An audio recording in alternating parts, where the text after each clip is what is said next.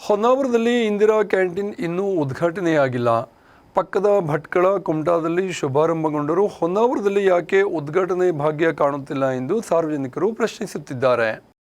ಹೊನ್ನಾವರದಲ್ಲಿ ಬಡವರ ಹಾಗೂ ಕಾರ್ಮಿಕರ ಹಸಿರು ನೀಗಿಸುವ ಇಂದಿರಾ ಕ್ಯಾಂಟೀನ್ ಯಾವಾಗ ಉದ್ಘಾಟನೆ ಭಾಗ್ಯ ಸಿಗುವುದು ಎನ್ನುವುದು ಹೊನ್ನಾವರ ಜನತೆಗೆ ಯಕ್ಷ ಪ್ರಶ್ನೆಯಾಗಿ ಉಳಿದಿದೆ. ಹೌದು, ಹೊನ್ನಾವರ ಪಟ್ಟಣ ಪಂಚಾಯತ್ ವ್ಯಾಪ್ತಿಯಲ್ಲಿರುವ ಬಡವರ ಹಾಗೂ ಕಾರ್ಮಿಕರ ಹಸಿವು ನೀಗಿಸುವ ಇಂದಿರಾ ಕ್ಯಾಂಟೀನ್ ಉದ್ಘಾಟನಾ ಭಾಗ್ಯವಿಲ್ಲದೆ ನಿಂತಿದೆ. ರಾಜ್ಯ ಸರ್ಕಾರದ ಮಹತ್ವದ ಯೋಜನೆಯಲ್ಲಿ ಒಂದಾದ ಇಂದಿರಾ ಕ್ಯಾಂಟೀನ್ ಕಳೆದ 5 ವರ್ಷಗಳಿಂದ ಮೂಲೆ ಬಿಟ್ಟಿದೆ. ಇನ್ನು ಇಂದಿರಾ ಕ್ಯಾಂಟೀನ್ನ ಯಂತ್ರೋಪಕರಣ ಮತ್ತು ಇತರ ಸಾಮಗ್ರಿಗಳಿಗೆ ಧೂಳು ತಿನ್ನುತ್ತಿರುವುದು ಸತ್ಯ.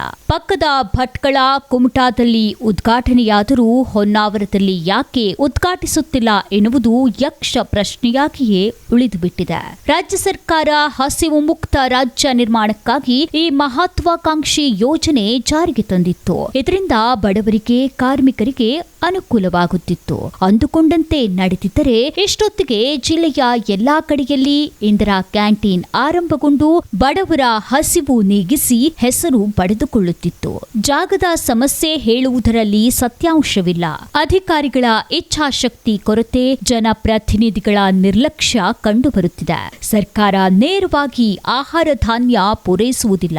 ಗುತ್ತಿಗೆದಾರರಿಗೆ ಟೆಂಡರ್ ನೀಡುತ್ತದೆ. ಅವರೇ ಕ್ಯಾಂಟೀನ್ ನಡೆಸುತ್ತಾರೆ. ಈ ಮೂಲಕ ಬಡವರಿಗೆ ಕಡಿಮೆ ವೆಚ್ಚದಲ್ಲಿ ಉಪಹಾರ, ಊಟ ನೀಡಲಾಗುತ್ತಿದೆ. ಇದರ ಜವಾಬ್ದಾರಿ ಜಿಲ್ಲಾ ನಗರಾಭಿವೃದ್ಧಿ ಕೋಶ ವ್ಯಾಪ್ತಿಗೆ ಬರುತ್ತದೆ. ಆದರೆ ಸಂಬಂಧಿಸಿದ ಅಧಿಕಾರಿಗಳು ಇತ್ತ ಗಮನ ಹರಿಸದಿರುವುದು ದುರ್ದೈವದ ಸಂಗತಿಯಾಗಿದೆ. ಇನ್ನು ದೀಪಾವಳಿ ವೇಳೆಗಾದರೂ ಬಡವರಿಗೆ, ಕಾರ್ಮಿಕರಿಗೆ ಹಸಿವು ನೀಗಿಸುವ ಇಂದಿರಾ ಕ್ಯಾಂಟೀನ್ ಭಾಗ್ಯ ಹೊನ್ನಾವರ ಜನತೆಗೆ ಸಿಗುವುದೋ ಅನ್ನುವುದನ್ನ ಕಾದು ನೋಡಬೇಕಾಗಿದೆ.